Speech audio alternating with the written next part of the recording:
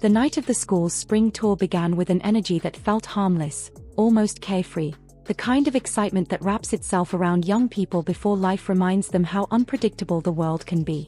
Emma, a standout senior admired for her quiet strength and gentle sincerity, hesitated before agreeing to join her friends on the trip. She wasn't the type to seek out wild nights or noisy gatherings, but something in her spirit nudged her forward, a feeling she couldn't name. Among the crowd was Shadeen, outgoing, charming, adored by many yet quietly disliked by a classmate whose envy had shadowed him for years. The students boarded the ship, unaware that the sea they laughed upon would soon shift from a backdrop of celebration to a force that would test their will to survive. The party that night spiraled into rowdy chaos, loud music pulsing against the quiet of the seaside village they'd arrived at. When police boarded the ship to check for alcohol and cigarettes, the atmosphere snapped from thrill to tension. In that moment of confusion, Emma stumbled near the railing, losing her balance as the crowd swayed. No one noticed her fall except Dean, who had been lingering at the edge of the gathering. Without hesitation, he sprinted for the riverbank, diving into the dark water where Emma struggled for breath. But when he finally pulled her to safety, fear gripped him. He had smoked earlier, and the thought of being confronted by the police froze him in place. He begged her to wait until the officers left, believing they could quietly return afterward. Yet fate had other plans. A sudden storm began to churn above them, the sea twisting violently as a massive wave crashed over the small boat they attempted to use. Everything around them vanished under the sweep of the ocean's power. When morning broke, the sun rose over two survivors drifting in the open water with no sense of direction.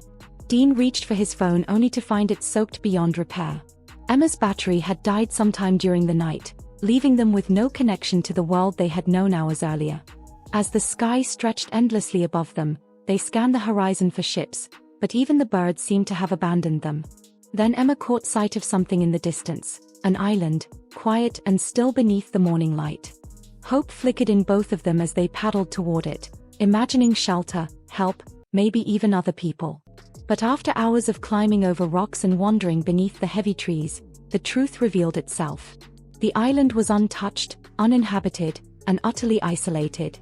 Emma's fear crept up her spine, tightening around her thoughts, but determination fueled her steps. They returned to the lifeboat, trying to retrace their path, yet the ocean betrayed them again by offering no direction and no mercy.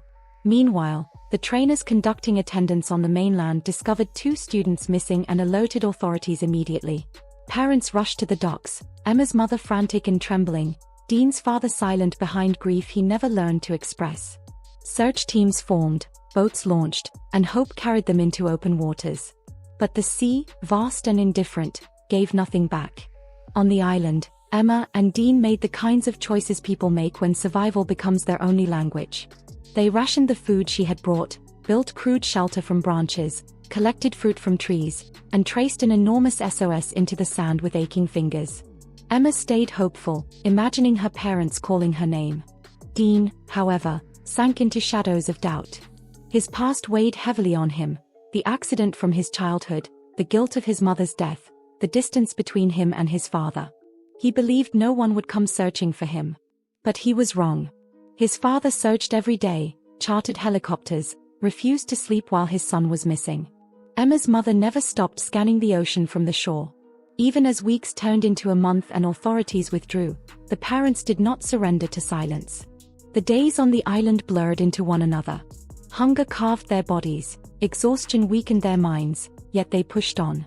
They hunted small creatures, watched planes pass overhead, and prayed each night that someone would see their signals. When a tourist helicopter finally appeared one afternoon, Dean fired into the sky with the stolen revolver, the single sound breaking the island's heavy stillness. The aircraft circled, spotted them, and everything changed in an instant. Rescue came with a rush of relief, disbelief, and tears that neither of them could contain. But returning to normal life brought its own complications. Emma began avoiding Dean, overwhelmed by emotions she couldn't yet understand. Dean battled confusion and sadness, feeling the distance widen between them even after everything they had endured together. It wasn't until she saw him standing in the rain in his father's clothes, carrying the weight of all they had survived, that her heart finally understood what her mind could not deny. She fell in love with him, not because of the island or the struggle, but because he had revealed who he truly was when the world stripped everything else away. And so their story ends as survival stories often do, with a return to life, but never to who they were before. If you want more dramatic retellings like this, let me know which story or video you want transformed next. What would you have done if you were stranded on that island? Do you think Emma and Dean's relationship could survive the real world after everything they faced? Make sure to like, comment, and subscribe so you never miss the next deep dive narrative.